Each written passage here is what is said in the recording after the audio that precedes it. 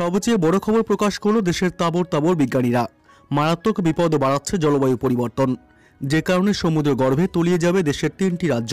ভয়ঙ্কর বিপদ বার্তার চরম অশনি সংকেত দিলেন বিশ্বের তাবড় তাবড় বিজ্ঞানীরা। তো কবে, কখন, কোন কোন রাজ্যগুলি সমুদ্র গর্ভে তলিয়ে যাবে, কি এমন অশনি সংকেত দিয়েছেন বিশ্বের তাবড় তাবড় বিজ্ঞানীরা, তো বিস্তারিত খবর জানিয়ে দেব এই ভিডিওতে।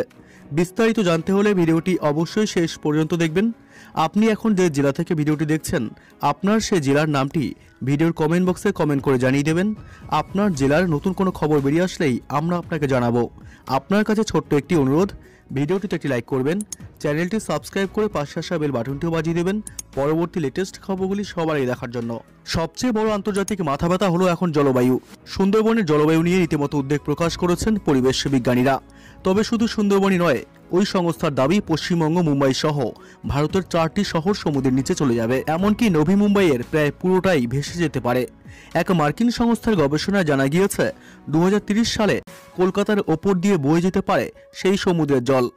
গত বেশ কিছুদিনে আমফান, যশে সুন্দরবনের ঘোড়ামারা এবং মৌসুমী দ্বীপ কার্যত জলের তলায় চলে গিয়েছিল। প্রায় 1,500 বাসিন্দাকে ত্রাণ শিবিরে নিয়ে আসা হয়েছে। ডায়মন্ড হারবার এবং কাকদ্বীপ মহকুমায় 150 মিলিমিটারের বেশি বৃষ্টিপাত হয়েছে। তার ফলে বন্যা পরিস্থিতির সৃষ্টি হয়েছে। বিশেষজ্ঞ মহলের দাবি, তাপমাত্রা বাড়ায় স্থলভাগের জল বাষ্পীভূত হচ্ছে বেশি, তার জেরে খরাও বেশি হচ্ছে।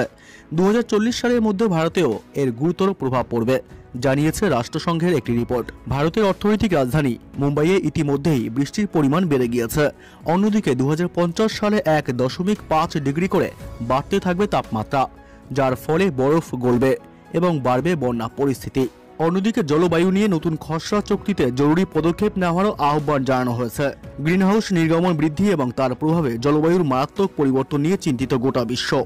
এই সংকট দূর করতে না পারলে অচিরেই ভয়ঙ্কর প্রলয় নেমে আসতে পারে দুনিয়া জুড়ে।